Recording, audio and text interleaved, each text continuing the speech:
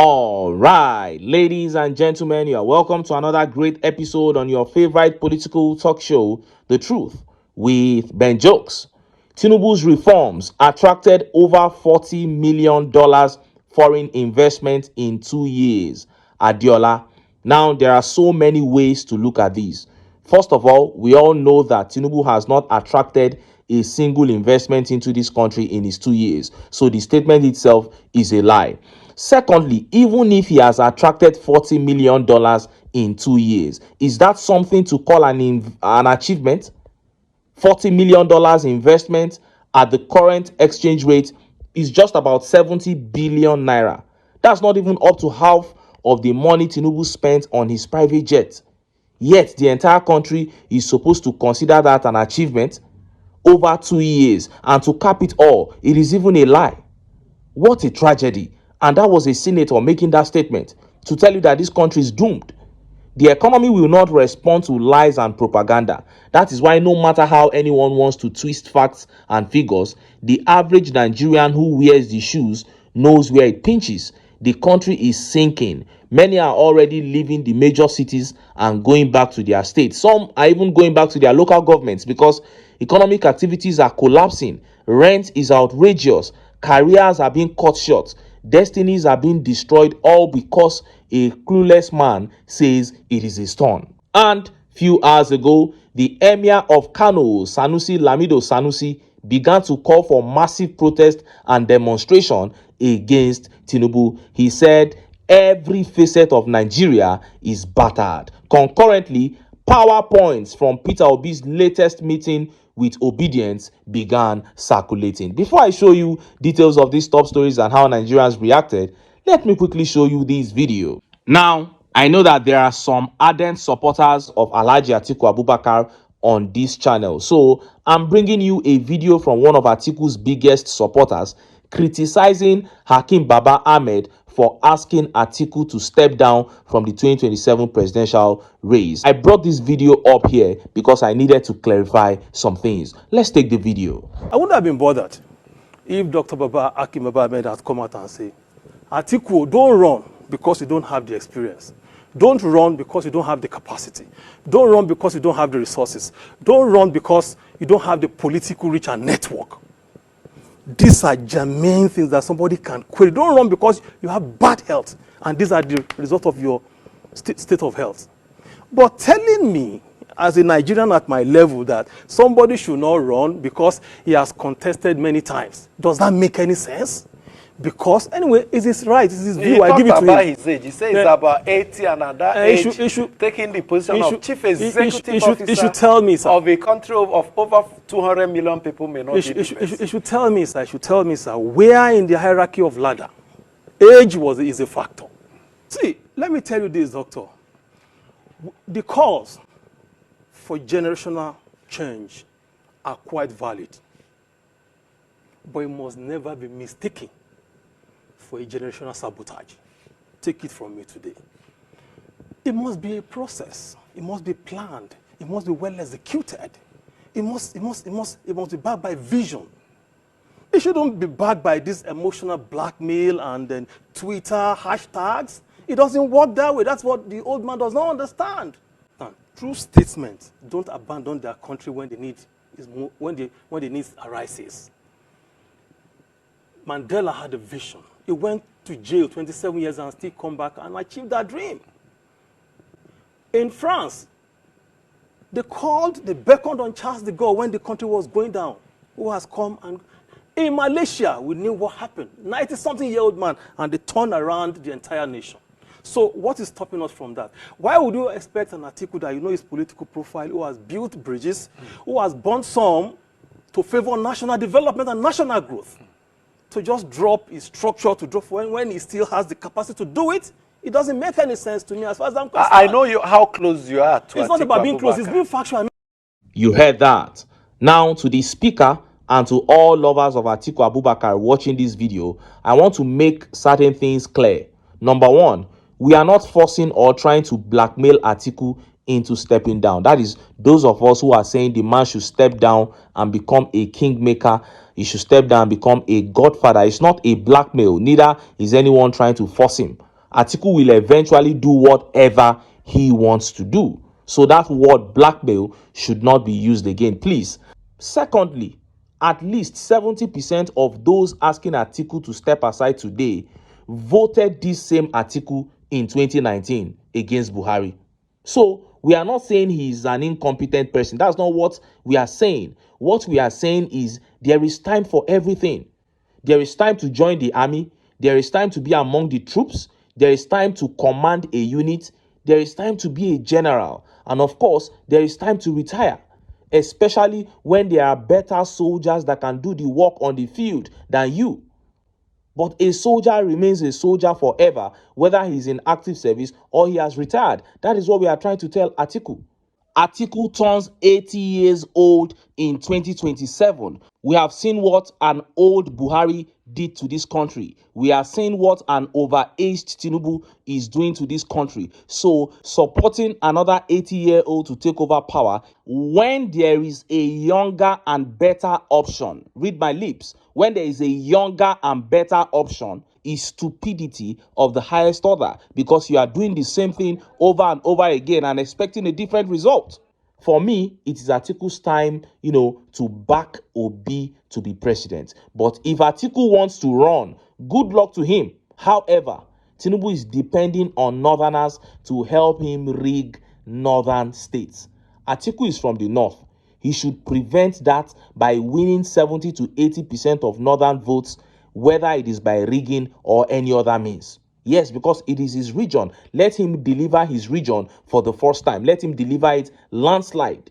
The bottom line is that Tinubu must not be allowed in Aso Rock beyond 2027. If that happens, Nigeria is finished. Now, let us look at the top stories. First is that PowerPoint from Peter Obi's last night engagement with Obedience. And next is that update from Emir of Kano, Sanusi Lamido Sanusi, calling for protest against Tinubu. He said every facet of Nigeria is battered. Let's start by taking that update from Obi. Look at how the papers reported it. In 2 years, Tinubu has not spent one night in any state in Nigeria apart from Lagos. Yet, he is going to spend 8 nights at St. Lucia, a place smaller than Ajegunle. Peter Obi.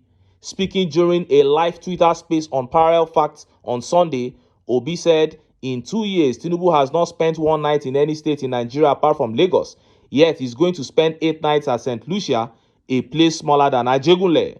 Obi's comments have drawn widespread attention on social media, where users expressed frustration over what many perceive as Tinubu's disconnection from the hardship faced by ordinary Nigerians. St. Lucia, a Caribbean island nation with a population fewer than 200,000 people, became the focal point of public outrage after reports surfaced that Tinubu was scheduled to spend over a week there on what has been described as a private visit.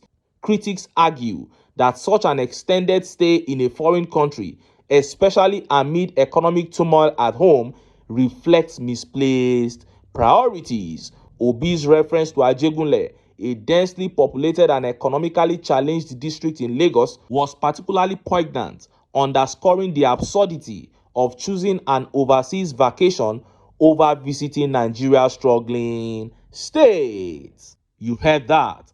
That was one of the punchlines from Peter Obi in his last night space with Obedience. He was referring to Tinubu's latest visit to St. Lucia. Every single thing he said was on point for me. Tinubu would gladly jump on the jet to any country in the world, including countries smaller than parts of a state in Nigeria. But he never feels the need to visit states in Nigeria hit by insecurity until the whole world pressurizes him to do so. Nigeria is in such a despicable state that most Nigerians don't even know what it means to have leaders anymore. They don't know what good leadership means. And that is why I keep wishing this country a Peter Obi presidency, so we can see firsthand what it means to have a president. And just as Nigerians were yet reacting to that speech by Emir of Kano, Sanusi Lamido Sanusi, urging labor to protest against Tinubu,